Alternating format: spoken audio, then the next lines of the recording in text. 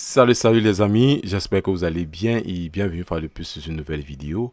Aujourd'hui, j'ai décidé de partager avec vous deux effets que dorénavant vous devez mettre cela sur votre batterie. Je répète ceci, deux effets que vous devez combiner sur votre batterie. Bref, en de plus sur cette vidéo les gars, si vous êtes nouveau sur la chaîne, je vous invite à vous abonner, à partager, à commenter, à liker et surtout activer la cloche de notification pour ne rater aucune de nos prochaines vidéos. Nous allons directement entrer dans le vif du sujet par rapport à ces effets. Je vais d'abord les activer ainsi pour que vous écoutiez vraiment la différence. Donc nous allons activer les effets.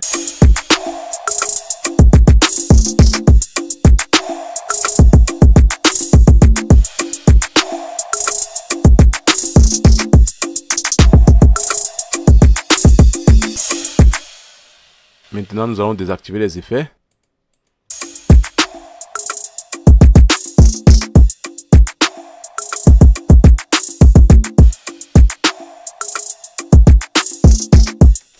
Ça, c'était sans effet. Quels sont les effets que j'ai eu à utiliser sur ma batterie? Je vais d'abord commencer par le HE.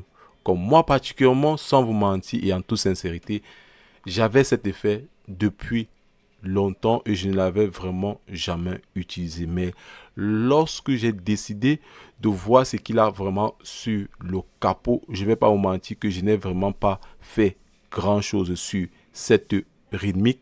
C'est vrai que ce qui a encore donné plus de groove ou alors plus de clarté à mon mix réside sur la balance de volume. C'est l'élément important parce que lorsque je fais le bypass, vous avez l'impression qu'il n'a pas assez de différence.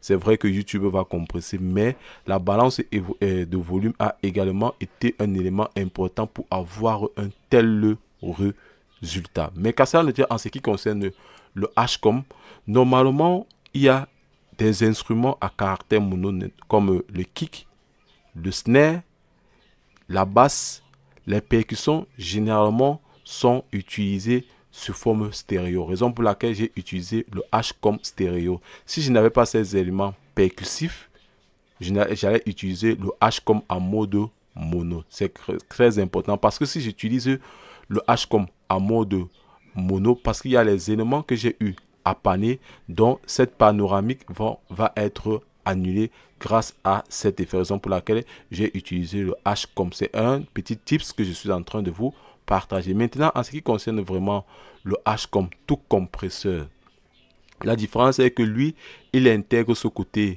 analogique de la chose. Moi, particulièrement, je l'ai désactivé pour la simple raison que lorsque je vais être en phase mastering, je vais utiliser le côté analogique en utilisant le SSL-G pour donner une bonne cohésion à mon mix. Raison pour laquelle vous avez vu ceci, je l'ai bypassé complètement. Là, comme tout compresseur, une fois de plus, nous avons le drive et le mix. Vous pouvez l'utiliser en mode compression parallèle ou alors, si vous ne voulez pas le toucher ici, vous le faites comme ceci. Donc, vous pouvez le faire avec n'importe quel compresseur qui est à votre disposition. Que lorsque vous faites peut-être de la compression parallèle, vous avez juste à réduire l'intensité ici. Ça vous donne directement cet effet. Ça, c'est la première des choses. Maintenant, la seconde des choses, comme tout effet, bien évidemment, nous avons l'attaque, le crissol, le release et le point. Ça, le point, si moi particulièrement, il est vraiment extraordinaire. C'est cela qui a donné plus vie à ma batterie. Je ne vais pas vous mentir que j'étais à court d'idées tellement il y a des faits à ma disposition. J'ai dit que tiens, je vais le choper, je vais voir ce qu'il a sur le capot et je suis vraiment satisfait par rapport à ce résultat. Il intègre également à sa disposition un limiteur. Raison pour laquelle j'ai dit ceci, pour tous mes bus de batterie dorénavant, moi particulièrement, je vais l'inclure sans réfléchir. Ça, c'est le premier effet. Le second effet ici est quoi? De la distorsion. La distorsion ici va nous permettre un peu de réduire les pics, si je peux le dire ainsi, les pics, et ça va nous permettre également de gagner en sensation de volume. Je n'ai vraiment pas à utiliser un grave trop convaincant. Il est juste léger. Et c'est ça qui donne un peu plus, comme je l'ai dit, c'est ça qui donne un peu plus vie à mon morceau. Et après, a suivi en amont, comme ce que j'ai utilisé ici, j'ai utilisé un EQ auquel il est où j'ai fait quelques boosts de part et d'autre. À part cela, je n'ai vraiment pas fait grand chose. Et ici, je pense que je n'ai pas mis, je n'ai pas utilisé ce Fruity Limiter. Je vais le désactiver après. Et ici, j'ai utilisé mon EQ sous forme dynamique pour essayer un peu de contrôler les simulances de ma voix, les simulances des percussions.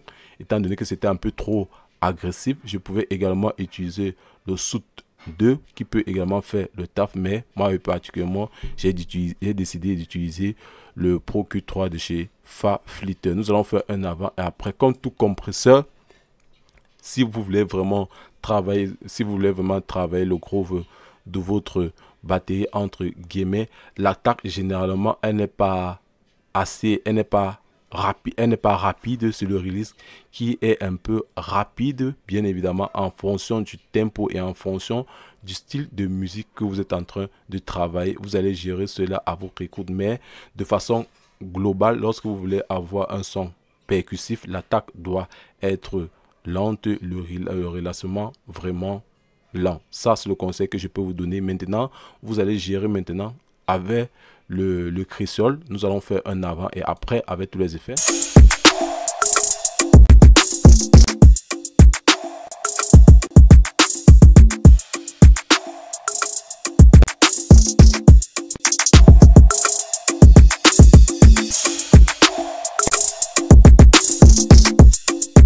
Ouais, lorsque j'active le décapitateur, ça me réduit encore quelques dB, mais je ne perds vraiment pas en volume. Au contraire, je ne perds pas en volume, au contraire, je perds en clarté. Ça, c'est le but d'une saturation. Je pense également que j'ai déjà eu à créer une vidéo en ce qui concerne la saturation, les nouvelles techniques, la manière dont vous pouvez l'utiliser dans votre mix ou alors dans votre mastering.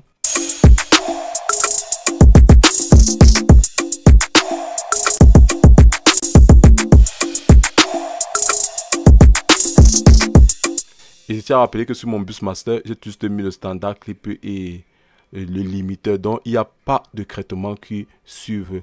Après, là, j'ai déjà un bon résultat escompté seulement avec ces deux effets-là. Bref, les gars, je ne voudrais vraiment pas être très long. Si vous avez aimé cette vidéo, je vous invite à vous abonner, à partager, à commenter, à liker et surtout activer la cloche de notification pour ne rater aucune de nos prochaines vidéos. Et pour petit rappel, ici, j'ai juste ajouté de l'égalisation pour enlever les fréquences sur mes instruments qui sont nuisibles et qui ne servent vraiment à rien, pour éviter que mon compresseur travaille trop. Bref, si vous avez aimé cette vidéo, je vous dis à la prochaine. Ciao!